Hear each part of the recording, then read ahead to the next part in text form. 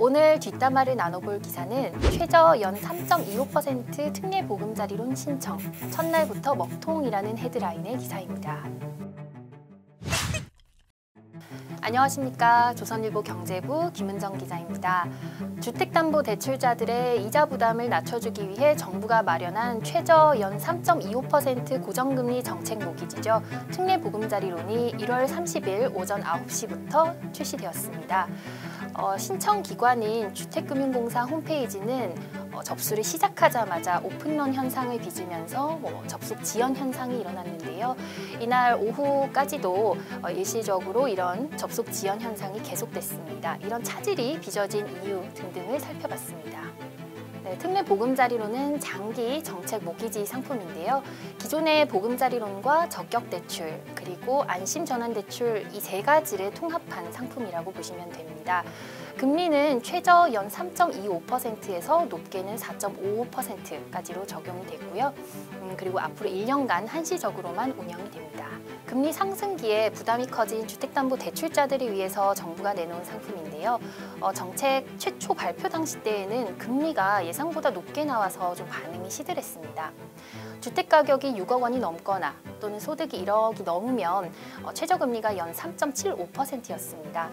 당시에만 해도 이보다 더 낮은 금리를 받을 수 있었던 시중은행 주담대 상품이 꽤 있었기 때문에 금리 경쟁력이 없는 것 아니냐라는 그런 시큰둥한 반응들이 나왔던 거죠. 이런 반응들이 계속되자 정부가 이 특례 보금자리론 출시 한 이틀 전에 금리를 추가로 내렸습니다. 0.5%포인트를 내려서 최저금리를 연 3.25%로 낮춘 것이죠. 그렇게 되면서 시중은행 금리와 좀 경쟁력을 갖추게 되었고 그 이후에 좀 대중들의 관심이 늘어난 상황입니다. 일단 요즘 은행들의 주담대 금리가 하락세를 보이고 있습니다. 시장 금리가 안정화된 데다 금융당국에서 금리 인하 압박도 계속하면서 이렇게 주담대 금리 하락세가 이어지고 있는 것이죠. 그리고 요즘 주택시장 상황이 좋지 않아서 주담대 영업이 잘 되지 않다 보니까 은행들에서 이런 영업 활성화를 위해 금리를 더 인하하고 있는 부분도 있습니다. 그래서 지금 주담대 금리가 최저 4%대 초반까지도 떨어진 상황입니다. 특례 보금자리론은 우대금리 0.9%포인트를 모두 받을 경우에 최저금리를 3.25%로 낮출 수가 있습니다. 하지만 이 우대금리를 다 받는 게 굉장히 까다로워서 문제인데요. 세부적인 조건을 살펴보면 일단 온라인으로 신청하면 0.1%포인트 인하되는데 이것을 제외하고 나머지 우대금리 요건은 공통적으로 주택가격이 6억 원 이하여야 합니다.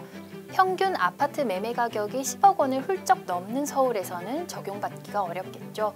또 만 39세 이하 저소득 청년이면 0.1%포인트, 연소득이 6천만 원 이하이면서 사회적 배려층이면 0.4%포인트, 소득이 7천만 원 이하인 신혼부부이면 0.2%포인트, 미분양 주택이면서 연소득이 8천만 원 이하일 때 0.2%포인트씩 금리를 각각 낮춰주는데 이 요건들을 한꺼번에 충족하기가 굉장히 어렵습니다.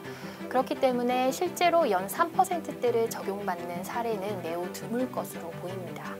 이 특례 보금자리론도 일반 보금자리론과 마찬가지로 원칙적으로 매월 금리를 변경합니다. 그렇기 때문에 향후에 은행의 대출 금리가 내려간다면 이에 맞춰서 특례 보금자리론 금리도 추가로 인하될 가능성이 있습니다. 일단 대출을 신청했고 아직 대출금을 받지 않은 상황이라면 변경된, 인하된 특례 보금자리론 금리를 적용받을 수가 있습니다. 일단 대출이 실행돼 버리면 일단 영향은 없는 것이고요. 만약에 실행되기 전에 특례 보금자리론 금리가 더 떨어졌다 이러면 대출자에게 유리한 그 떨어진 금리를 적용받을 수가 있습니다. 특례 보금자리론은 지역별 차이는 두고 있지 않습니다. 최대 5억까지 5억 한도에서 받으실 수가 있습니다. 많은 분들이 은행 대출 금리가 앞으로 조금 더 내려갈 거라는 기대를 하면서 특례 보금자리론으로 갈아타기보다는 좀 더 기다려보자 라는 생각들도 많이 하시는 것 같습니다. 그런데 이 특례 보금자리론은 중도 상환수수료가 전액 면제되기 때문에 일단 금리, 지금 사용하고 있는 대출 금리보다 특례 보금자리론 금리가 더 낮게 나온다고 하면 일단 이용해 보시는 것이 훨씬 유리할 것 같습니다.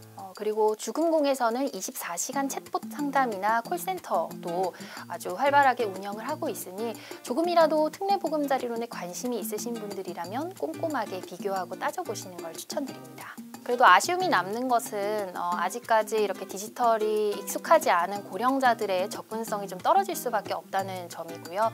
그렇기 때문에 이제 금융 소비자 단체에서는 당국이 좀 많은 서민들이 이 제도를 이용할 수 있게 대면 채널을 많이 열어뒀으면 좋지 않았을까라는 아쉬움을 얘기하고 있습니다.